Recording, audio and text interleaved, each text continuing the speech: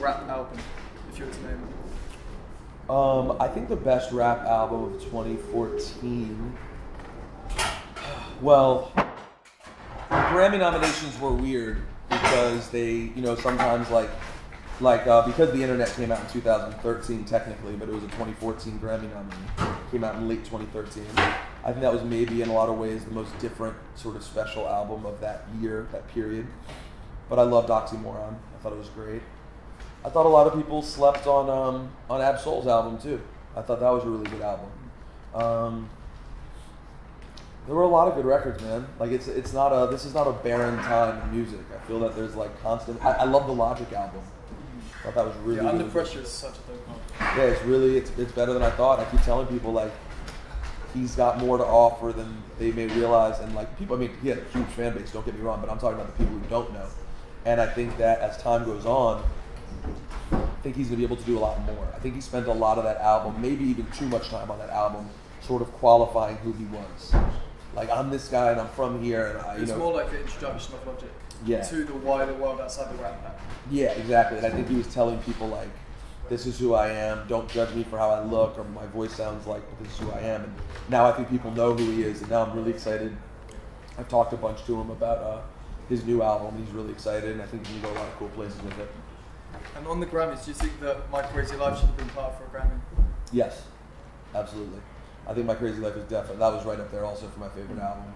Can't see how it didn't get nominated, but at the same time, I guess it's not shocking when you think about the content of the album. It definitely was a vulgar, It was a vulgar hood album. Yeah, it was a very street album, and the themes of it were definitely dark. So it's not shocking to me, but it was so well done. I mean, I really think that it is currently the feather in Mustard's cap. I think Mustard's done a lot of stuff, but that is his. I mean, YG was great. First of all, like they had a mixtape before that, and I listened to it, and I thought the beats were great. I thought YG was good. Yeah. But he did a great job making great party records on there. But it was the storytelling that made it fun. And he came out with a little movie that went with it, which was actually really well done. Did you like that? Yeah, I did. I thought it was better than people would even expect. I thought it was. I mean, it was. There were things that were silly about it, but it was good. It was entertaining and well put together. Like, I think YG's a really talented kid. For sure. And then, what would you say was the hottest track of 2014? Hottest, man, that is so hard. I always struggle. Do you remember what my number one song was on my countdown? Big hip hop, like. Yeah. Oh, I didn't order it though. I didn't put an order on my Oh no, I saw that. Yeah, you did the top 20 records. Yeah, I did the top records without putting an order on it. You know what? I'll say this. I think the best song for 2014 in terms of great hip hop record, and you can play it out, and it's amazing, and I love playing it out, is Man of the Year. Yeah. Schoolboy Q. I think that song was special. Like, it was like the sample's amazing. You heard the original? I heard the original the other week. It's dope. Yeah. Yeah, no, I've heard it. I didn't know it when it came out. I heard it after the fact, but it's just a dope record. Like, he's incredible on it. And then who are your top 5 MCs?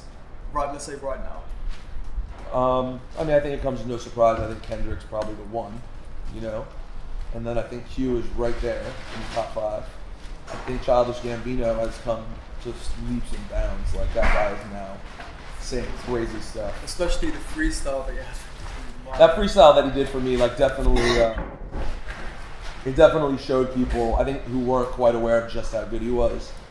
I mean, I already knew that's where he was at, but like, that I think made it easier for people to process. Did you think that was better than the Pancake freestyle? His Pancake freestyle? I don't remember his Pancake. Oh, I do. Yeah, I do. Swear. Yeah, mine was the one. I mean, it was the one. That was just by virtue of he hit me up and was like, they were like, we want to rap. We really want to come rap. And I was like, well, let's go. And he came through. And then when he came, we sat down and we were just planning on doing a freestyle.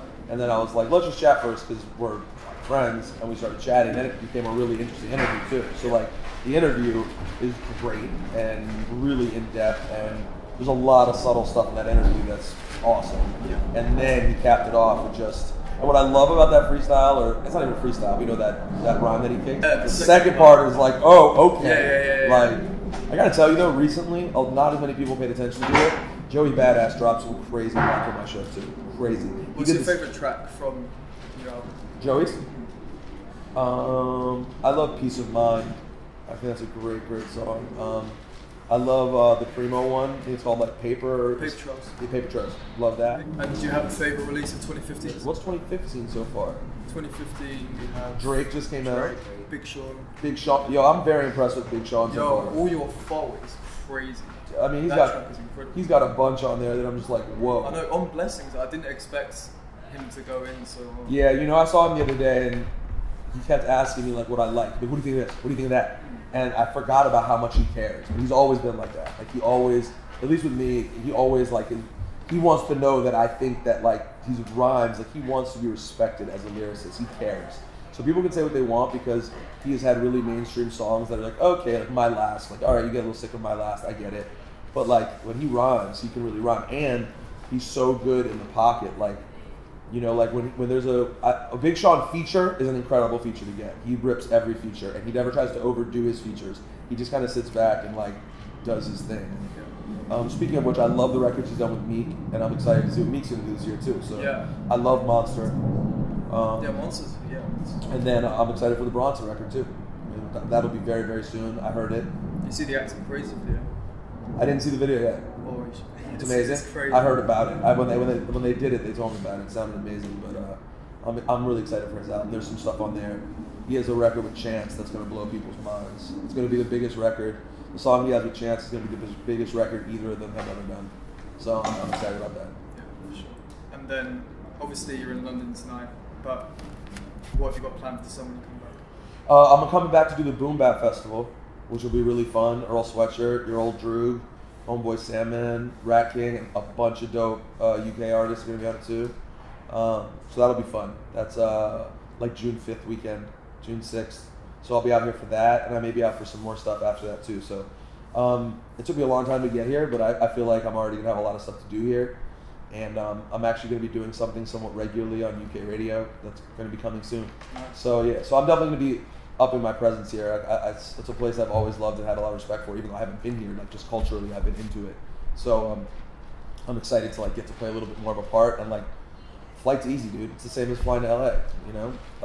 So I'm excited to play a little bit more of a role here, and I feel blessed at like the kind of welcome I've had. People have been really warm and sort of excited to talk to me. So I'm excited to come out and do more. It's been great speaking to you, Rosenberg. Yeah, cheers, man. Thanks for having me. Right. Yo, what up? My name's Peter Rosenberg from Hot 97 in New York City, and I fuck with many things in life, okay? I fuck with hip-hop, we know this. I fuck with professional wrestling, big fan. I fuck with delicious food, hot chicks, good times in general, relaxing. Dogs, I fuck with dogs heavy, okay?